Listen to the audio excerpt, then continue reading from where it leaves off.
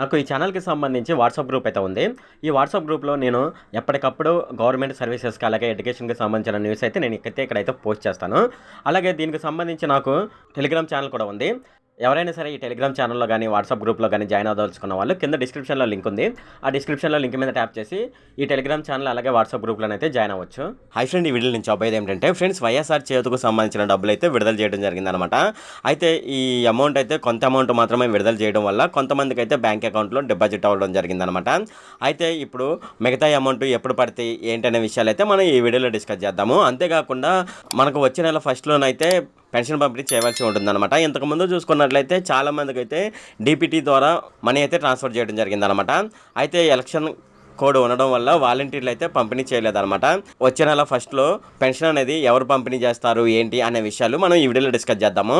ఈ వీడియోలోకి వెళ్ళే ముందు నాదొక రిక్వెస్ట్ ఫ్రెండ్, అదేంటంటే ఈ వీడియో కనుక మీకు నచ్చినట్లయితే ఇక్కడ క్రింద ఉన్న రెడ్ కలర్ సబ్స్క్రైబ్ బటన్ మీద అయితే ప్రెస్ చేయండి. ఇలా మీరు రెడ్ కలర్ సబ్స్క్రైబ్ బటన్ మీద ప్రెస్ చేయడం వల్ల నేను చేసిన ప్రతి ఇన్ఫర్మేషన్ వీడియో అనేది అందరికంటే ముందు అప్డేట్ రూపంలో మీ మొబైల్కి అయితే చేరిపోతుంది. ఇప్పుడు మనం వీడియోలోకి అయితే వెళ్ళిపోదాం. వైఎస్ఆర్ చేయూత చూసుకున్నట్లయితే మే 21, 22, 23 తేదీల్లో చేయూత లబ్ధిదారులకు అయితే డీబీటీ అమౌంట్ అయితే కొంతమందికి అయితే పడలేదన్నమాట. దానికి కారణం ఏమిటంటే వైఎస్ఆర్ ఆరోగ్యశ్రీ సేవలు నిలిపివేయడంతో ఆరోగ్యశ్రీ ట్రస్ట్ నుండి సుమారుగా ప్రైవేటు హాస్పిటల్కి అయితే 200 కోట్లు అయితే విడుదల చేయడం జరిగిందనమాట. అలాగే మే 21వ తేదీన ఆర్బీఐ వేలంలో 2,000 రూపాయలు అప్పు అయితే తీసుకోవడం జరిగిందనమాట.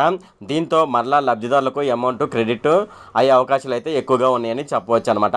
ఇది ఫ్రెండ్, మనకు వైఎస్ఆర్ చేయూతకు సంబంధించి అమౌంట్ అయితే ఇంకా మరింత మందికి అయితే విడుదలయ్యే అవకాశం అయితే ఉందన్నమాట.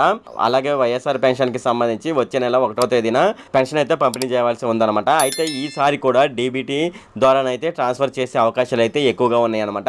ఎందుకంటే ఎన్నికల కోడ్ అనేది ఇంకా పోలేదు. మనకు ఎలక్షన్ రిజల్ట్స్ తెలిసిన తర్వాత ఎన్నికల కోడ్ అయితే తీసివేయడం జరుగుతుందన్నమాట.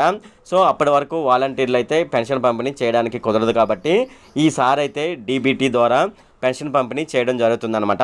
ఇది ఫ్రెండ్ ఈ వీడియోలో. ఫ్రెండ్, ఈ వీడియో కనుక మీకు నచ్చినట్లయితే ఇక్కడ క్రింద ఉన్న రెడ్ కలర్ సబ్స్క్రైబ్ బటన్ మీద అయితే ప్రెస్ చేయండి. అలాగే ఈ వీడియోని మీ ఫ్రెండ్స్ అండ్ ఫ్యామిలీ మెంబర్స్కి అయితే షేర్ చేయండి. అలాగే ఈ వీడియో సంబంధించి ఏమైనా కామెంట్లు ఉన్నాయి అనుకోండి, నాకు తప్పనిసరిగా క్రింద ఉన్న కామెంట్ సెక్షన్లో అయితే తెలియజేయండి. ఈ వీడియో ఇంతే friend. Okay, thank you friend.